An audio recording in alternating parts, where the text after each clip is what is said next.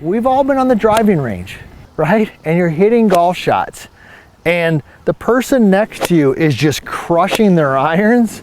It's a distinct sound. If you've ever been to a tour event or a high-level amateur event, there is a distinct sound of compressing the ball and then the ground and what I like to call crushing your iron. So how do you do that? Well, I'm going to share with you today a simple takeaway tip that can get you going in the right direction. So let's dive right into it.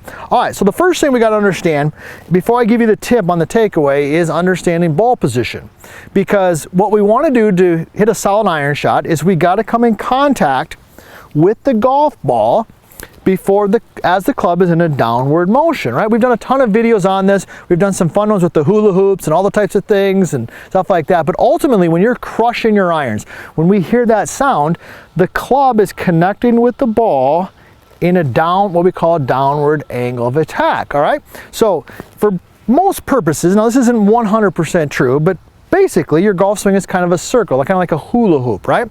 So the club is traveling down, it bottoms out, what we call low point, and then it works up. So if I make a perfect golf swing, and I've got you can see right here, I got my alignment rod set up. When I'm practicing, this is one of the ways I like to set things up for my students because I can see ball position and things. But if I got the ball too far forward, obviously, right, I would never teach this, and I make a perfect swing,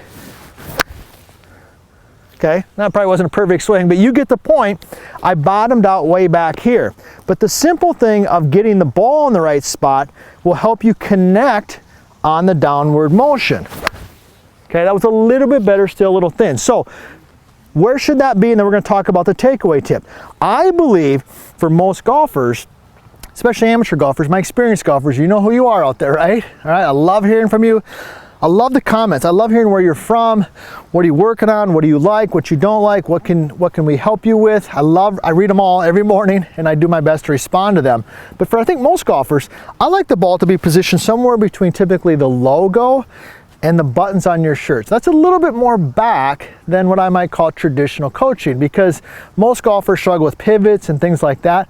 So by moving the ball slightly back, so from the face on position, I want that ball, this white rod, to be pretty much in the center of my heels and the ball pretty much straight out from it. That's where I would have that. All right, now let's dive into the takeaway tip, right? That sound of crushing our irons. So it has to do with the knuckles, right? You know I love looking at golf gloves. When I give a lesson, one of the first things I do is look at their glove. Tells you a lot.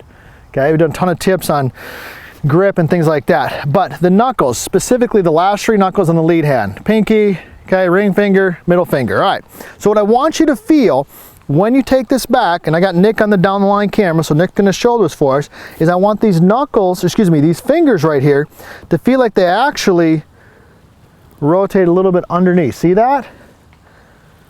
Okay, now what most of you do if you're not crushing your irons, it's the topic of today, is your your fingers are rotating the other way. They're rotating this way. So let's do it with the club. Let me show you what it looks like, and I'm going to show you how it impacts the top position and impact. All right, so here we go. So the old way would be rotating my fingers this way. See what that does to the club face? Lays it way open, right? If I rotate them the other way, the club face is more what we call in the vertical line swing system, okay, our coaching system. That's a square position.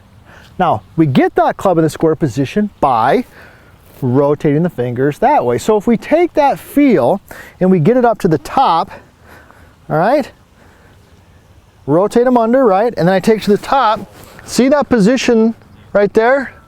That's a position of a square club face, maybe even a little bit of a closed club face, and when I bring that down, boom, I can crush it. Let me go ahead and just hit one. All right, here we go. I got the ball position right there. I'm gonna rotate the knuckles.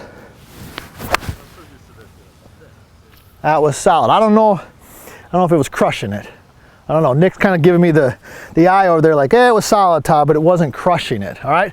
The old way, or what a lot of you are doing, is when you rotate it this way, the club face gets open at the top. Here we go. Even with good ball position, rotate it. It's kind of a pick. So I don't need to watch a golf swing to know if somebody's crushing their irons. I can hear it. This tip right here in the takeaway, take the fingers, the last three fingers, rotate them under. If you do that, you also will start crushing your irons.